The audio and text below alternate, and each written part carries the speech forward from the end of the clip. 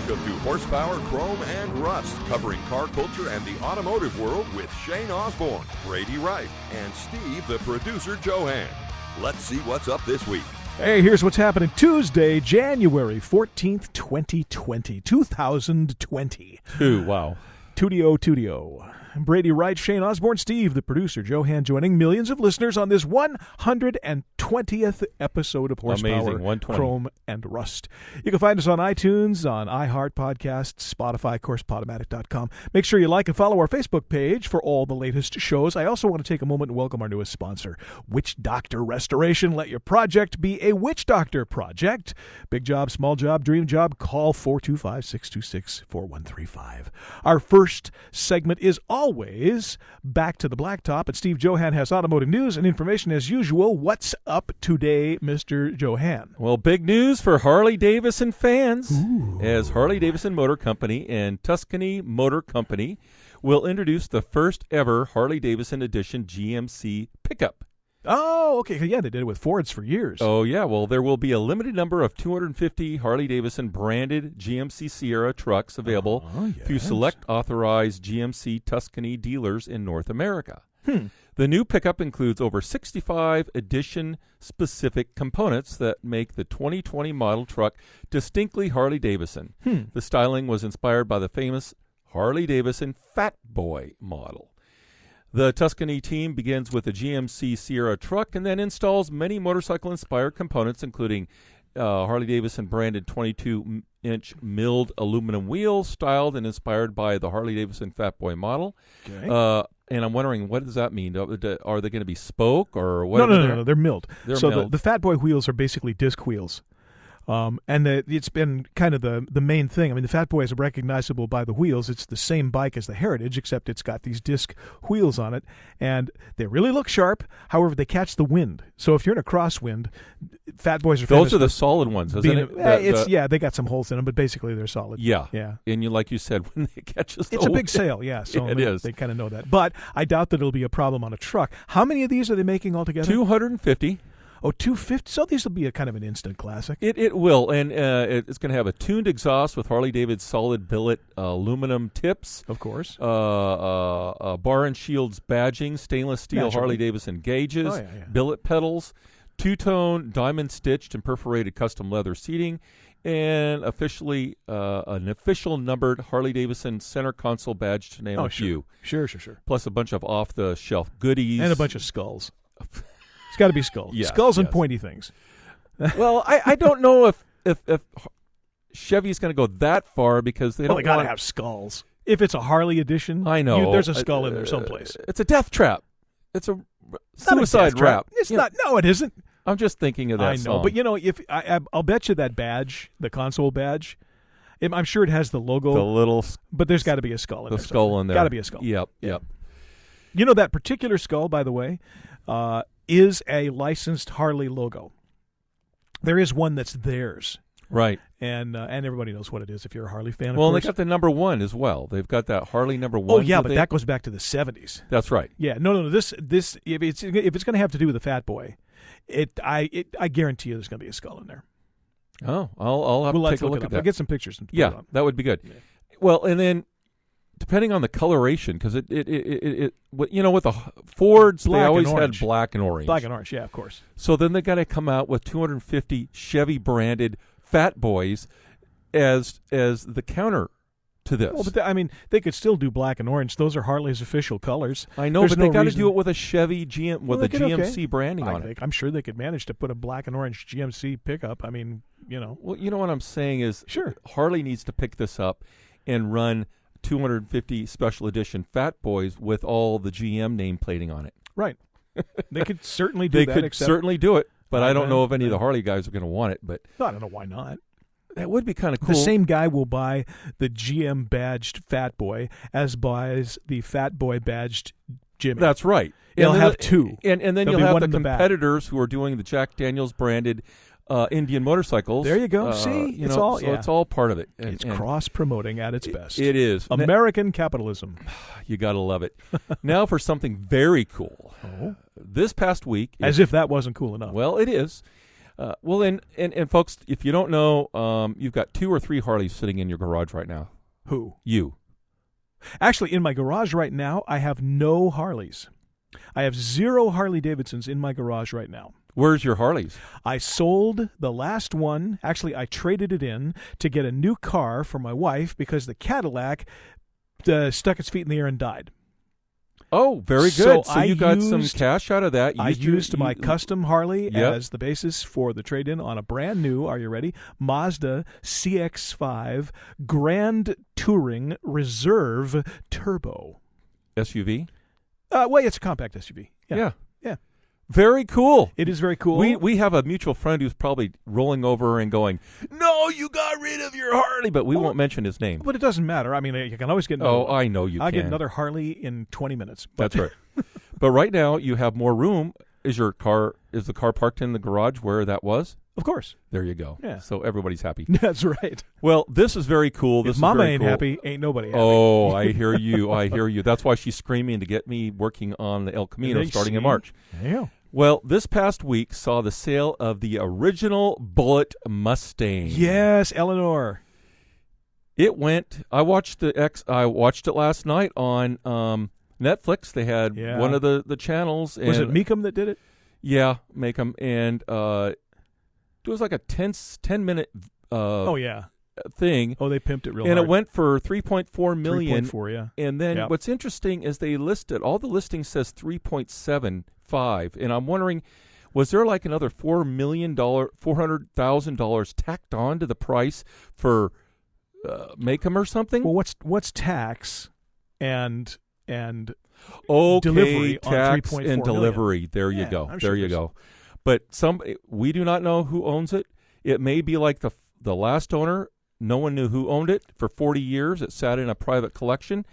It would be nice maybe if the new owner actually did a tour with it and put it in all the museums all over the United States and ran it at Peterson, ran it at, you know how many people would show up at every one of those museums? and want to finger it and touch it and fiddle around with it. And I don't know, maybe the guy who spent that kind of money If doesn't you want look, it well, if messed you with. look at it, it looks like a beat up Mustang from that era. It's rusty. It's beat up. It is the original as it rolled off the studio lot. It is not like having that cachet though. I mean, it's number one. You know, Look, I collected coins for a period of time, and if you get old coins, you do not polish old coins. right. That's You right. immediately remove. Well, we won't go into that story. As Yeah. a kid, I didn't know that. Congratulations to Jeep, as the Jeep Gladiator walked away with the North American Truck of the Year honors this year as the #1 truck. And it also helped out Mopar, knowing that 90% of Gladiator's parts come from the Mopar company. Sure. And it is a high-profile ambassador for the brand. And I'm thinking, well, indeed, Jeep is probably one of the most recognizable icons in the truck world since World War II, when it was first released on the battlefield. Yeah. Well, and the Gladiator's basically a Ram, and the Ram's basically a Gladiator. I mean, you get right down to it. And a really nice platform. Don't get me wrong. I mean, they're fine trucks. So congratulations to Jeep. That's awesome. It is.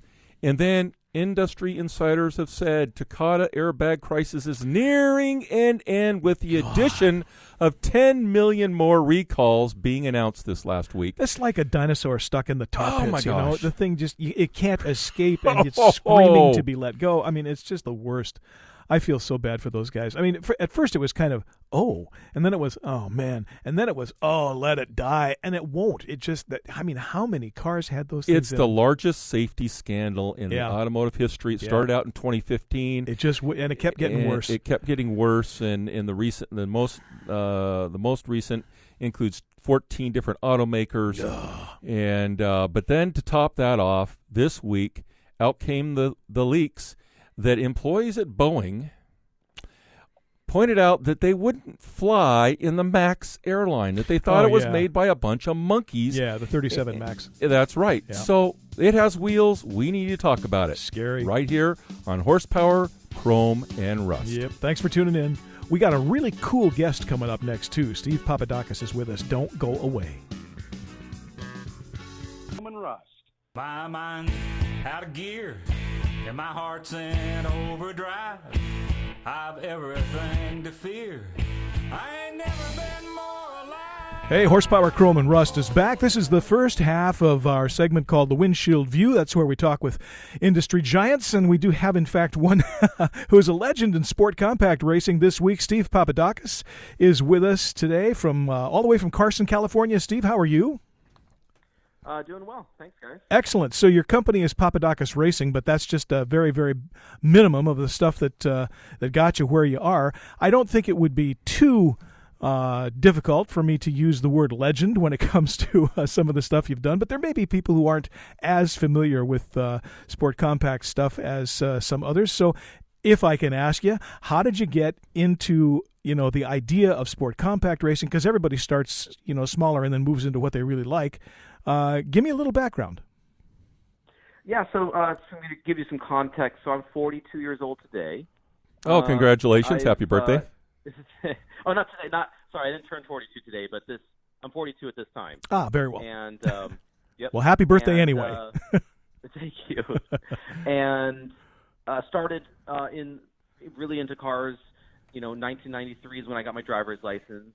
And when I first got into cars, I wanted like a Mustang or a Camaro or something I could modify and go fast with, and that wasn't going to happen in my house. And ended up getting a 91 Civic SI, Honda Civic, and it was a good commuter car and good low insurance and such. But little did my mom know that in Southern California here, there was a big industry underground, where people were going to the street races and drag racing a bunch of Hondas, putting exhausts and lowering them, and sure, this whole underground scene in that the mid '90s there. Oh yeah, and it was kind of the start of the whole tuner thing. Absolutely. So, here in Southern California, it's very multicultural, and right. So a lot of the families had more than just Mustangs and Camaros, and a lot of guys my age didn't have these typical racing cars. And had these front-wheel drive cars, but we're actually relatively quick in the quarter mile, and so had some friends that we started a car club together, and there's all these different car clubs in Southern California, and we would go out to the different car meets at the parking lots on Friday nights and see the other modified cars, and just really got into the scene and really wanted to focus on kind of building that car, because I was always really into racing. I used to race RC cars even before radio control cars before I was 16, but never had the family or the money to go race real cars or go karting and stuff like that. So this was my outlet was the import car scene in Southern California and going to the meetups and such. Well, if I can say it in this particular way, you say you got your driver's license in 1993, right? That's right. So you must have sort of hit the ground running with both feet, flapping, because by 1999, a mere 6 years later, you got SEMA's Import Racer of the Year award, and that's moving up pretty fast for a guy who just barely got his license. I mean, you didn't waste any time. No moss grew on you while you were getting going. No, not at all. So during high school, I had my Honda Civic, and I'd go hang out with friends and stuff on the weekends. During summer, meet up at my buddy's house and we'd work on our cars. And around 1995 or so, they opened up Terminal Island Raceway, which is a drag strip right. Here in Long Beach. Sure. Yep. So we were able to go to the actual racetrack and go racing. Soon after that, they had the Battle of the Imports, which was a big import-only drag racing event up at Palmdale, California, track or Los Angeles County Raceway. Right.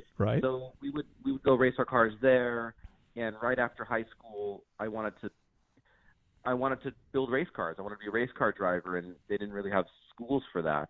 So right out of high school, I worked for a place called JG Engine Dynamics here in Los Angeles, and they built a bunch of engines for drag race cars and import cars. The old Datsun 240Zs and Hondas and and stuff like that. Sure. So I got a job over there sweeping floors and answering the phone, and after a few years, and always working on my car in parallel. And then after a few years of continuing to learn how to make my car go faster and continuing to go to the Battle of the Imports and some of these import races, my street car turned into a race car. and then the race car turned into like a really sort of cutting edge front wheel drive drag race vehicle. And that was the thing in our scene, was the front wheel drive drag racing. It was quite shunned by the traditionalists. Yes. But for us, it was the tangent of drag racing, and it was something that we could own. Like, there was these records of who had the quickest and fastest front wheel drive drag racer. Sure. And because the rear wheel drive traditional stuff was so out of reach for us, we sort of made our own division. Well, and you did pretty well in it too. I mean, just having the first front wheel drive tube chassis drag car in the United States is pretty cool, but your team had a ton of records. I mean, I'm just looking at this list here that's off of your webpage. By the way, we're going to put a link to Papadakis Racing on their Facebook site along with the show here, so people can see this. I'm just going to walk through a couple of these. I mean, you were the first front wheel drive to break 150, the first front wheel drive to break 160, to break 170, to break 180. Wow. Yeah, the world's quickest front wheel drive and the world's fastest front wheel drive, which are two very different things. For people who race, understand the difference.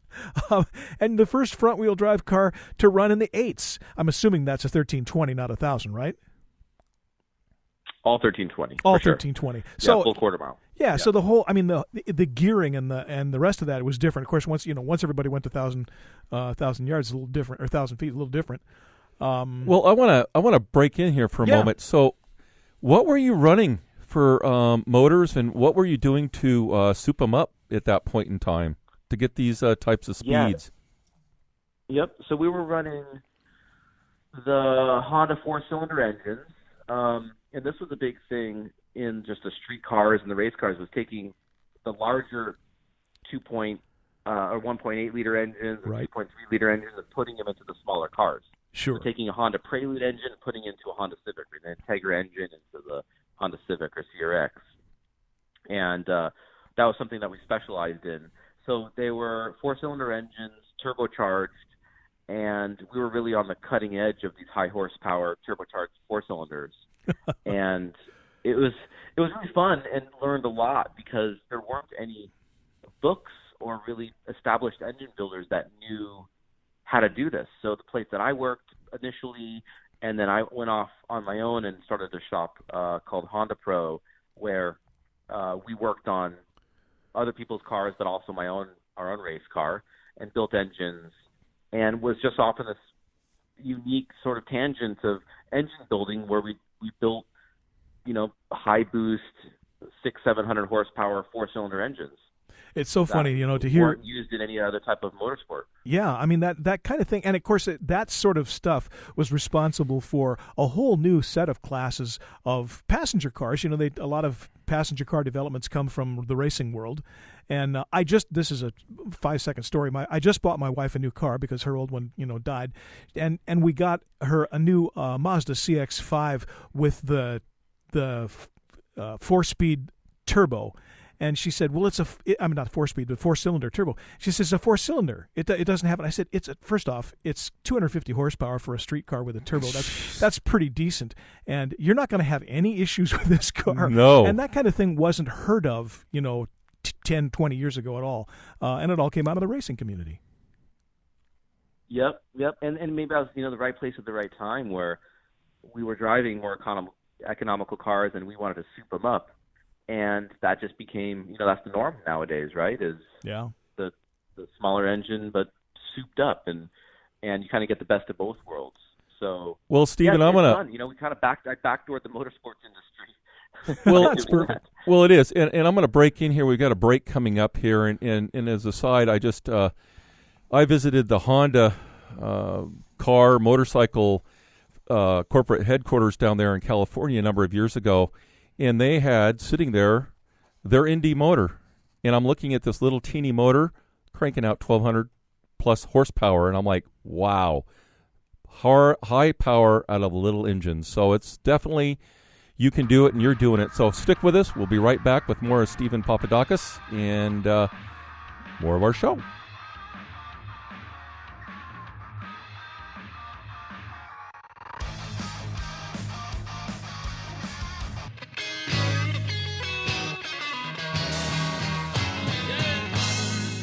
we're back with the second half of the Windshield View. We're continuing our chat with Stefan Papadakis on horsepower, chrome, and rust. And we were just finishing off with, Brady, what we were talking about? Well, we're just talking about the kind of horsepower, power, yes. literally the power you get out of a four-cylinder engine. And racing is, of course, responsible for an awful lot of developmental changes in the passenger car business. And as the as the most winning drift team in history, Papadakis Racing, you guys sort of killed the Formula Drift Championship titles. Was there anything you didn't win? We've been at this for a long time, and we've got a great crew. So we've been fortunate to win quite a bit over the years. So we've got a pretty good list there. Yeah, I mean, we'll send people to your website, and I'll publish the link when we do the show and get it up on the webpage. It's a huge list. I mean, it goes on from 2005 to 2018. Practically everything that could be won comes under your stable. And it's pretty cool. I mean, when you find something that you really enjoy and you're really good at it and you want to dedicate yourself to it, there's kind of no limits. I'm sure that all of this is not coming out of your pocket. You've got some sponsorships. Yeah, so we worked with Toyota for several years now, about 12 years. We worked with Rockstar Energy Drink, yep, and several other endemic, automotive aftermarket companies. And it's been a lot of fun building these cars. Lately, we've been building really unique Toyota Corollas. Mm-hmm. And these Toyota Corollas are converted from originally front-wheel drive, and for the drifting competitions, we want them rear-wheel drive. Sure. So we do all this fabrication to turn the engine 90 degrees and send the power to the rear wheels, and a bunch of different drivetrain modifications to make it rear-wheel drive, and all the suspension and safety. And we do about 4 or 5 months of work to build one of these unique drift racing cars out of a factory, unibody vehicle. And we use the 4-cylinder engine, modified with a turbocharger and nitrous to make 1,000 horsepower. Sure. So it's a really fun project to work on. We're really fortunate to work with Toyota with these projects, and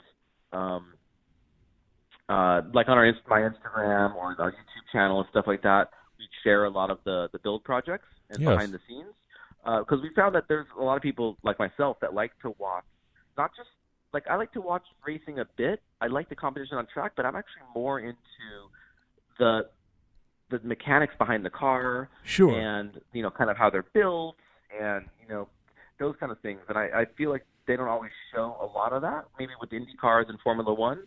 But we wanted to show a bit more of that for the gearheads or just people that are into the technical aspect of things. You're exactly right. And it's funny. I mean, I don't think I'm too atypical, but definitely the word gearhead fits. I watched somebody do something amazing like that in a car, and of course it's easy to go, what a tremendous win, what a great skill set in the driving. But my initial question is always, how did they do that? How in the world did you get that kind of power out of that kind of a motor? And I'm just as happy to hang around in the garage and watch the build as I am to see them out on the track. That's exciting too.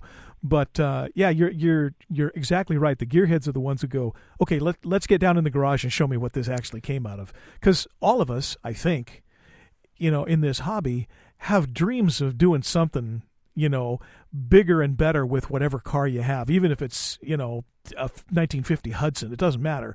You just want to see what else can we do and what's possible.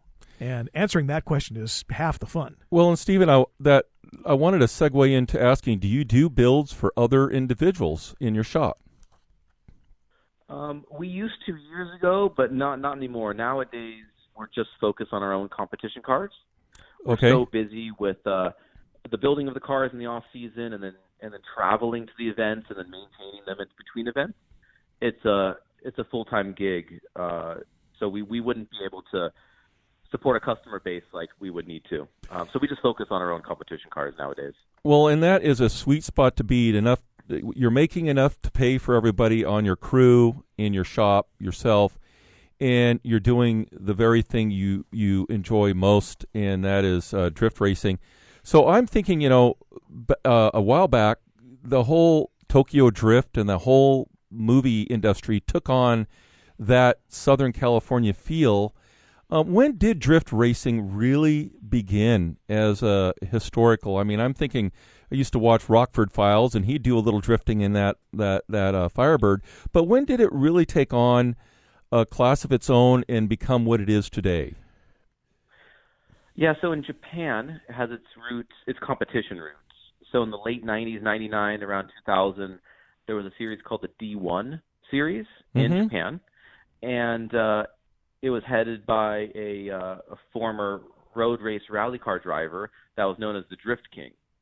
So he had a style of sort of drifting or being a little bit sideways, I guess, around some of the road courses. I can't imagine that was a very fast way around the track.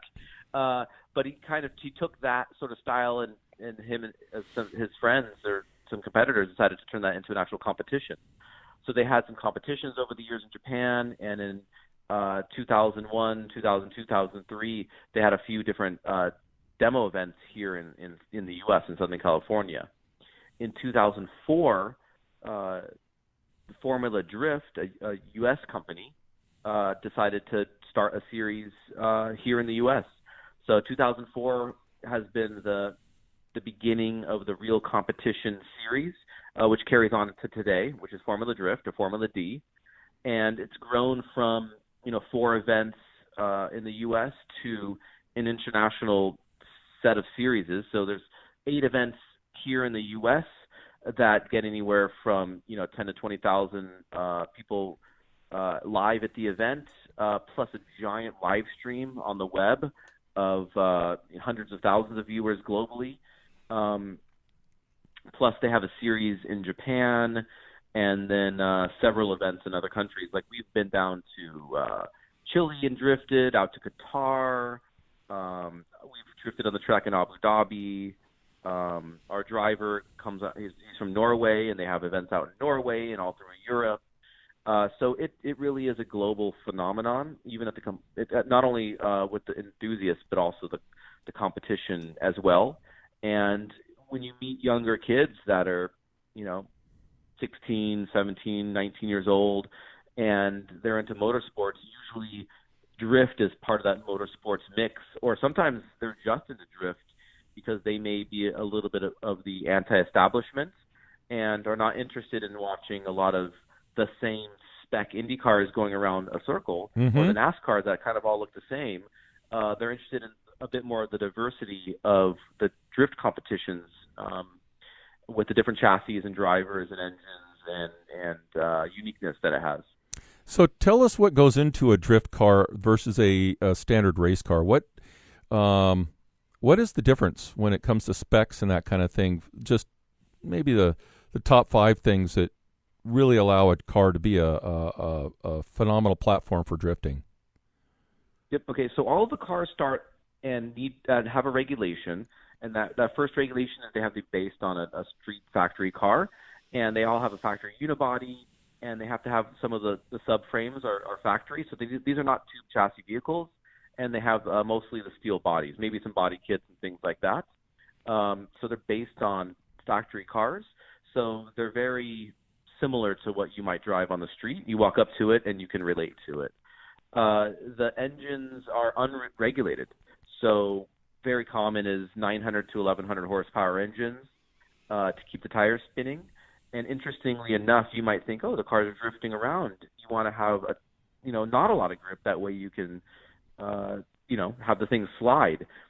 But with the competition, you actually want to be relatively quick around the racetrack. And the cars actually have a high level of traction. And that's why you need a lot of horsepower to turn the tires and be able to spin them even with that high level of traction. So when you have the high level of traction and then also the high horsepower, you can go relatively quick around a turn. And then when you want the tires to spin, you've got the power underneath your throttle foot in order to get that to continue to spin the tires.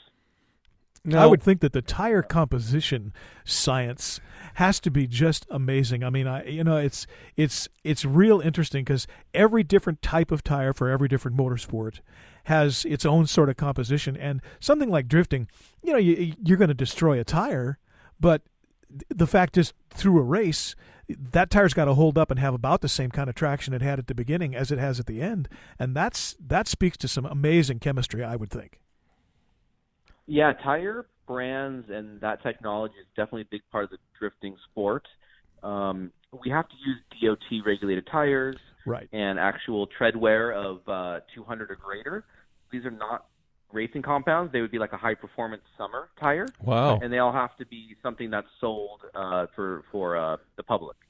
So that's part of the regulation as well. And to give you an idea, you're right that they have to last from the beginning to the end. We get 2 laps out of them per rear set of tires. Right. That doesn't surprise me at all. Quite a bit through a weekend. Yeah, that doesn't surprise me at all. And, it's funny, but stuff like that, because you're using essentially a streetable tire, that kind of stuff translates into good tires for passenger cars as well. I mean, I have a buddy who has a Hellcat, and it's not exactly a drift car by any stretch of the imagination, but there's 1,000 horsepower in there, on a good day. And tires are a big deal with a car like that. It's got to have the right kind of bite. And a lot of that stuff comes off the track. And if it's a streetable tire, then, that's something that theoretically we mere mortals can get a hold of as well. Yeah, and that's why you see a lot of the tire brands in the drifting scene and working with their R&D divisions to make a good drift tire because there are a lot of aspects to making that tire hold up and drift that really does apply to the high-performance street tires. Sure. Oh, and then all of a sudden you have all the guys out there and gals that want to just have really cool cars that may not be drifting completely, but they're going to buy those tires because all of a sudden they've got a high-performance tire that's been proven through people like yourself.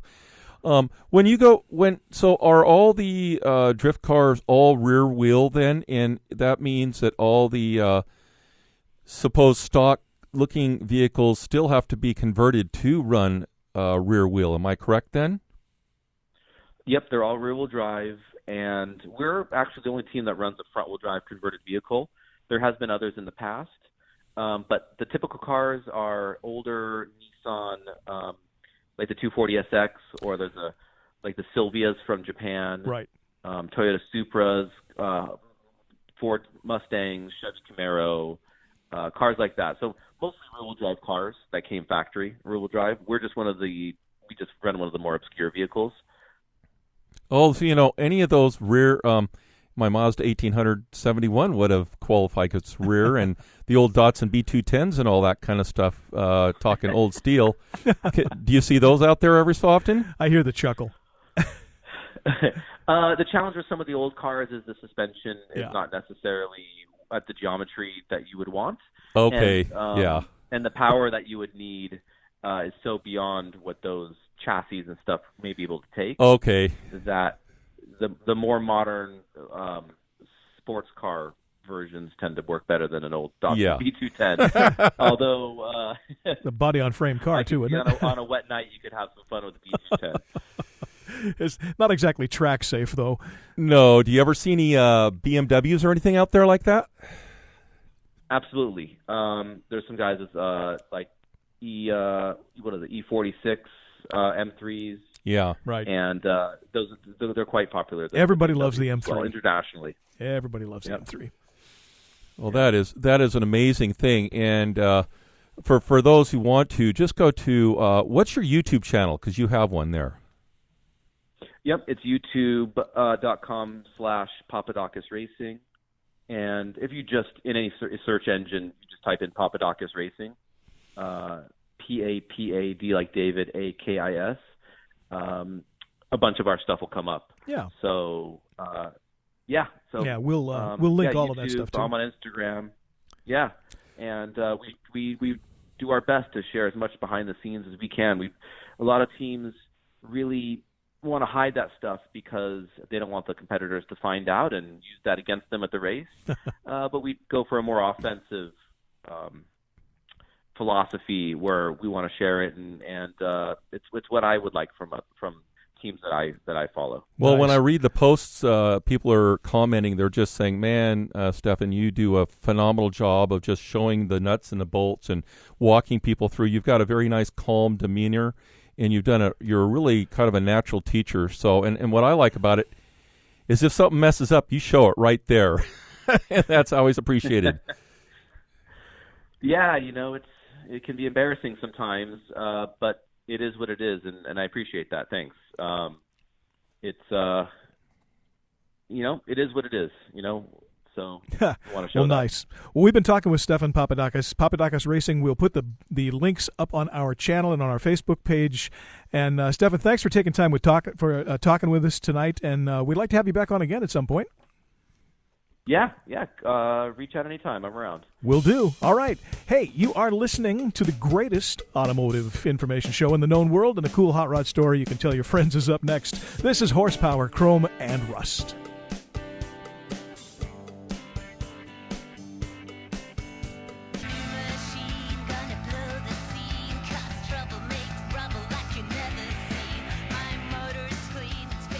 It's time for Cars Confidential, and we're back with a story from Lance Lambert this week. And we're going through Lance's book because, we've done a lot of the old car nut books, and now it's time to dip into Lance's. He's got two of them.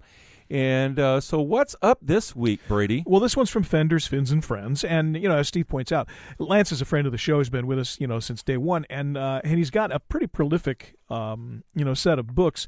Plus, Lance has, in addition to being a storyteller and, chronicler of car and car club fun stuff, Lance has decided that he now wants to have like a third career as an actual storyteller, and he's going around and doing these fireside chat things, and he's actually pretty good at it. He's pretty good at it. So this was Lance before he became a storyteller. That's right. In real life or in present life, he told these stories by way of the printed word, and this one is from Fenders, Fins, and Friends, page 67, as a matter of fact. This one's called Manly Mustang. So let me begin by apologizing to my friends in the Mustang community. I assure you that you'll only be upset with me for a short time. Apologies should also be extended to Falcon owners, high school dropouts, women, and manly men. So who's left, I guess. Who's left? Planning to offend everybody equally. The car world was given a friendly slap in the face on April 17, 1964. That was the introduction date of Ford's Mustang. And, as the cliche goes, the rest is history. I, however, was not impressed. To my eyes, the design was just a modest Falcon in silk stockings, and the car was a little too girly. Even Ford referred to it in an early magazine ad as the sweetheart of the supermarket set. Now, you can't apply current attitudes and sensibilities to the year 1964, and at that time what this meant was, to me anyway, that a Mustang was a car for a woman. Now, the very first Mustang sold in my hometown was driven by a female high school classmate. Sue's ownership added to my perception that the car was not really manly enough for a mastodon of manhood such as my 17-year-old self. A mastodon of manhood. One thing about Lance, his humility is legendary. It is. Nobody's more humble than he. No. Let's face it. A 1954 Oldsmobile weighing nearly 2 tons transported me around town, and dang it, that was a real car. It was not some dainty little thing that the Mustang appeared to be in my eyes. Then something, actually two somethings, happened that resulted in my appreciation for the new Mustang, young love, and the threat of violence. Well, this sounds intriguing. Fred, a classmate and close friend, had been pursuing young Marla despite the fact that another young man was under the impression that she was already spoken for and that he was the person doing the speaking. This young man, let's call him Vince, was a Stadium High School dropout who looked and acted like all of the dropouts in the old juvenile delinquent movies of the 1950s and 60s. He was greasy, slicked back hair, turned-up collar, and a cigarette continuously hanging from his lips. Every high school had at least one student like this walking the halls, or one former student hanging around in the parking lot. Vince was our token greaser, and he did a fine job of playing the part. Vince decided to challenge Fred for Marla's affections. Now, the word spread that the two love-struck competitors were going to fight on Friday night behind the Signal gas station nearby. Fred and his friends arrived at the appropriate time and waited for Vince's arrival. It was a brisk evening. Fred was ready for action, and his pals were all there to ensure that the fight was fair and that neither participant was seriously injured. This is so quaint, because Yeah. hot fights they're not like that now. It wasn't like that when I was in fights. No. Oh, man. Fair fighting. Yeah. Here's where perhaps I might begin to win back the favor of you Mustang readers. In the distance, we heard a low rumble that was unmistakably being made by a high-performance car.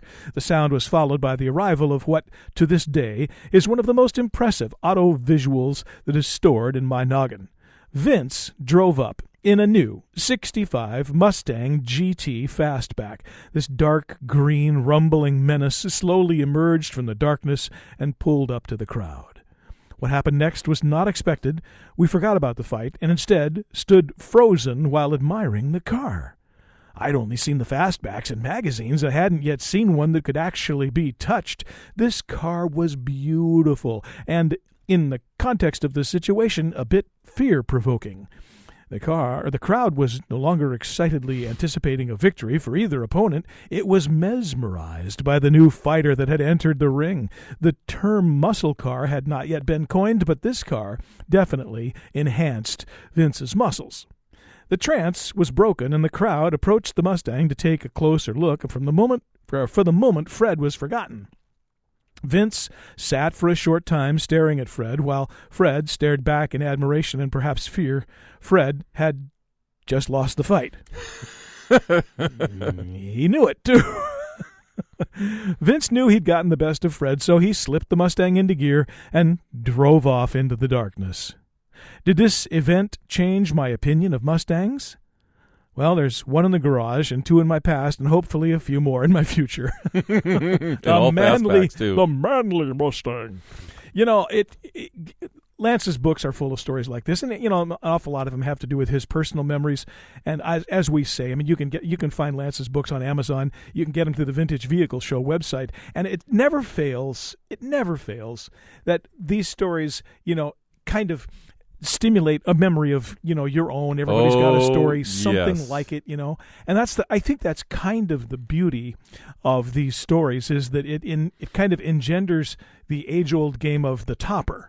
Oh yeah, well I had a story, and then oh yeah, wait till you hear this one, and oh yeah, and these things can sometimes turn into like marathon deals. Tomorrow morning there's still two guys left going, that ain't nothing. I had and it's the fun part of any hobby that engenders other people and some kind of a machine. It's a fun thing to remember the stuff we did as kids, of course, and also some of the lore and legend of the people involved in our hobbies, whatever the heck they are. Everybody has some version of a story like that, and the funny thing about it is there's a lot of different cultures in the world. I'm going to get a little bit philosophical here for a second, but there's a lot of different cultures in the world, a lot of different countries in the world, a lot of different, the ideologies in the world, but no other culture has the same kind of heartbeat as the car culture. It's really interesting to see that something as simple as a collection of steel and rubber and chrome and gasoline and oil can literally create an image, a legend, a reputation, and enhance or destroy it in large measure just by simply being seen in or owning or having one of those things. It's a very interesting thing about the American culture, and all that started in the 40s, really in the 40s. And what's interesting is I've talked with people from all over the world, and not all over the world, but a number of people, and we've had our fellow on the artist who lives in California, but he came from Britain and from England, and he was saying that over there they had beautiful English cars and British cars. Oh, right, yeah. But it wasn't until he came here and saw that '59 Cadillac, and he said, "Yeah, I'm in a different world." Yeah, Cleworth, and fell in love. And so Sure. many others, the iconic cruising in a car. We had cheap gasoline, big cars, lots of roadways, drive-in and not as much traffic. And not much traffic in the 60s, and 50s, blind 60s, cops. and 70s. Blind cops with no technology. Yeah, as a matter of fact, they weren't around when we were cruising. Yeah. Now, that all changed in America about mid-'80s when cruising laws went to effect. And a lot of the places where the kids would normally cruise that's where the cops no longer were blind. They were there. Well, it's because somebody decided that cruising was somehow wrong, dangerous, It literally suspect. shut down all over America. Of course. And at the same time, the drive-in theater, because of the same thing, I believe, kind of went by the wayside because now you couldn't cruise, go to the drive-in theater, and hang out at the soda pop shop, and things changed. It was a different era, and it's never really been the same since. So stick with us. We'll be right back with a weekly trivia question and a sneak peek at next week's show. If you can, you're an El Camino man, only you can understand. Hey, welcome back to Around the Wheel. Hey, this is where we talk about all the upcoming events and the weekly trivia question and a bunch of other cool stuff and some things that we periodically just make up because we can do that. It's our show. What are you going to do? You know? So last week, our trivia question was kind of a simple one, you'd think. I mean, it's sort of a Google question if you get right down to it. But it's about speeding tickets. And, of course, during the previous segment where we were talking about Lance's story about the Mustangs, we kind of drove right up to, if you'll pardon the analogy, the idea of cruising. But we didn't really talk about it much. The story stopped just about the time you would cruise. But speeding tickets, of course, were a kind of a natural follow-up to cruising. Yes. And street racing in general. And, of course, there had to be at least one, first when it came to that. And the first speeding ticket was issued in what year was the trivia question from last week. And we did have a winner, Gary Musselman from Alabama.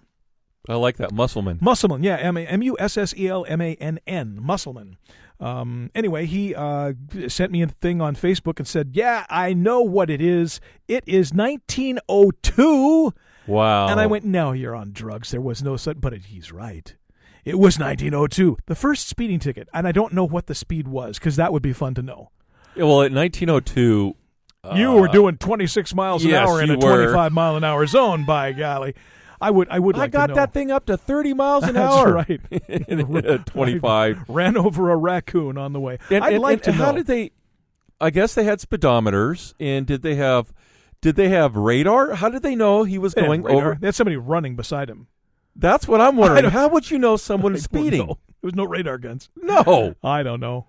I'm sure that would be kind of an interesting trivia is how'd you gauge someone going over the speed limit before they had radar? Well, I mean, obviously the cops could pace them. And if the cops had a decent speedometer in their car... 1, 2, 3. From point to point, they probably had a marker. No, if the cops were following them in their car had a speedometer. Or on their bikes. But 1902... That's 1902. That's what I'm saying. I mean, the technology probably was 10 miles an hour. Yeah. I'll be interested. I think I'm going to go look that up just to find out. But anyway, congratulations to Gary. Gary wins the coveted bucket of barn find dust for this week and sets up the first really big, really complex trivia question of 2020, and it is this. When it comes to cars, California, of course, has a lot of big numbers, a lot of firsts. There's a lot of stuff that happens in California around cars because California, let's face it, was, sort of the car, the center of the car culture. I mean, it was, California was Mecca. However, there is something that relates to California that essentially covers 1/7 of the entire industry. And if you know what that could be, you can get with us on our usual channels. You can email us contact us at horsepowerchromeandrust.com. You can send us a Facebook Messenger post. You can actually answer on the Facebook page if you want to. 1/7 of something relating to cars came out of California. We don't get a year out of this? That's got nothing to do with it. Oh, okay. You will love this. Next week, people will be throwing stuff at me, I'm sure. But I'll be throwing something at you. It's a viable question. It's all about how you say the question. But that's the trivia question for next week. And you too, yes, you too could be honored on our Facebook page with the bucket of barn find dust, which, as we all know, if you spread it over your vehicle, quadruples the value of whatever it is, because it does. people will think that you found it in a barn, and barn finds is the and whole people thing. got to realize we're on episode 120, so Yeah. Brady has not repeated a trivia question. That is true. To this date. So Never. the questions are getting much more. Oh, I'm grinding through the bottom. There is just no a little more end. out there. There is no end to the deviousness of my There trivia isn't. questions. Nobody will. So will never. congratulations do one for coming up with the questions. twice. Hey, we managed to do it again. Thank you so much for joining us. Thanks to Shane Osborne, Steve Johann, and all the folks who liked and followed our Facebook page. You know that we are on Spotify, iTunes, and iHeartRadio. Please go there and vote for us on the iHeart Podcast contest. For Shane Osborne and Steve Johann, I'm Brady Wright saying keep your eyes on the road, your hands on the wheel, and your foot to the floor. Next week, we light the tires on another horsepower, chrome, and rust.